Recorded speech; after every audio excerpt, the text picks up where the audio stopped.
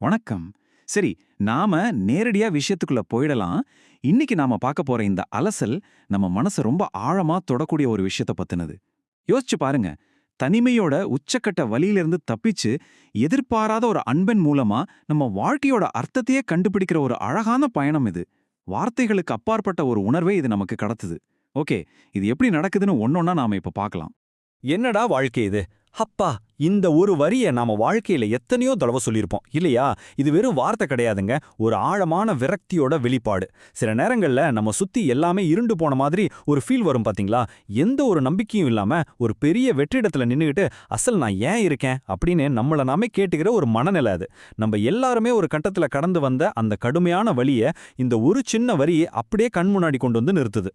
அப்படியே அடுத்த கட்டத்துக்கு வந்தோம்னா, இங்க ஒரு முக்கியமான விஷயத்தை நாம கவனிக்கணும்.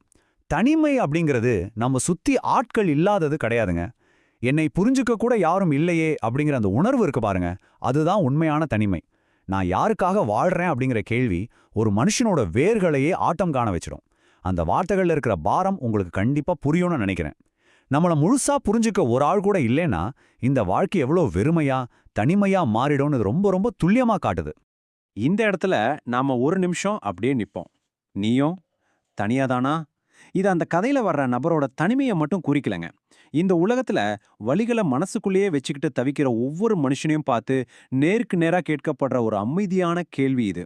நான் உங்ககிட்டயே கேட்கறேன். உங்க வாழ்க்கையில நீங்க யார்கிட்டயாவது இப்படி ஒரு கேள்வியை உங்களை அறியாமலே கேட்டிருக்கீங்களா? உங்களுக்குள்ள அப்படி ஒரு ஆழமான தேடல் இருந்திருக்கா? இதை கொஞ்சம் மனசுக்குள்ள யோசிச்சு பாருங்களேன். அடுத்ததா அமைதியான மாற்றம். துணை அப்படிங்கிறதுக்கான ஒரு புதிய விளக்கம் என்னங்கிறத இப்ப பார்ப்போம். இது எவ்வளோ அருமையா அந்த வித்தியாசத்தை காட்டுது பாருங்க. நம்ம எதிர்பார்ப்புகளுக்கும் யதார்த்தத்துக்கும் இடையில இருக்கிற முரண்பாடு ரொம்ப பெருசு. மனுஷங்க நம்ம விட்டு போனாலும் இதுதான் யதார்த்தம். மனித உறவுகள்ல எதிர்பார்ப்புகள் இருக்கும், ஏமாற்றங்கள் இருக்கும், சூழ்நிலைகளால விலகி போறதும் நடக்கும். ஆனா அதே சமயம் வலது பக்கம் பாருங்க, சில உயிர்கள் மட்டும் கடைசி வரை நம்ம கூடவே இருக்கும். இதுதான் உண்மையான நிரந்தரம். எந்த எதிர்பார்ப்பும் இல்லாத, எந்த காரணமும் இல்லாத ஒரு அக்மார்க் தூய்மையான அன்பது. மனுஷங்க கிட்ட கிடைக்காத அந்த நிரந்தரமான துணை வேற சில உயிர்கள் கிட்ட இருந்து நமக்கு எப்படி கிடைக்குதுங்கிறத இது ரொம்பவே ஆழமா பதிவு செய்யுது. இப்போ நண்பன் அப்படிங்கிற வார்த்தைக்கான டெஃபினிஷனே இந்த தேடல் எப்படி மாற்றி எழுதுன்னு பாருங்க. பொதுவா நண்பன்னா நாம என்ன நினைப்போம்? நம்ம கூட சேர்ந்து ஊர் சுத்துறவங்க, நிறைய பேசுறவங்கன்னு தானே நினைப்போம். ஆனா இங்க உண்மையான நட்புல பேசணும்னு அவசியமே இல்ல. நம்ம வலிய உணர்ந்தா மட்டுமே போதும். நிஜமாவே எவ்வளோ பவர்ஃபுல்லான வரிகள்ல இது. நம்ம சோகத்தை, நம்ம மௌனத்தை ஒரு உயிர் புரிஞ்சுக்குதுன்னா அதுதாங்க உலகத்திலே மிகச்சிறந்த நட்பு. இது நட்பை பத்தின நம்ம பார்வையை டோட்டலா மாத்திருதுல்ல. சரி, இப்ப நாம அடுத்த முக்கியமான பகுதிக்கு வருவோம். மீட்பு, வாழ்வின் அர்த்தத்தை தேடுதல். இது அப்படியே ஒரு முழுமையான மனமாற்றத்தோட மேப் மாதிரி இருக்குங்க. முதல் படி பாத்தீங்கன்னா முழுமையான வீழ்ச்சி. வாழ்க்கை என்ன முழுசா கைவிட்டுச்சுன்னு நினைச்சேன், கிட்டத்தட்ட எல்லாமே முடிஞ்சு போச்சுன்னு நினைக்கிற ஒரு தருணம் அது. ஆனா அடுத்ததா அங்க ஒரு சூப்பரான திருப்பம் நடக்குது. ஒரு நாய் வருது. ஆமாங்க, மனுஷங்க கொடுக்க தவறிய அந்த அன்ப, அந்த நம்பிக்கைய ஒரு சின்ன நாய் கொடுக்குது. அந்த எதிர்பாராத வரவு ரொம்ப ஆழமான ஒரு புரிதலை நமக்கு ஏற்படுத்துது. நான் இன்னும் முக்கியமானவன்னு உணர்த்துச்சு. இதுதாங்க உண்மையான மீட்பு. இந்த பெரிய உலகத்துல நாமளும் ஏதோ ஒரு உயிருக்கு தேவைப்படுறோம், நம்ம இருப்புக்கும் ஒரு அர்த்தம் இருக்கு அப்படிங்கறத பேச தெரியாத ஒரு ஜீவன் நமக்கு உணர்த்துது.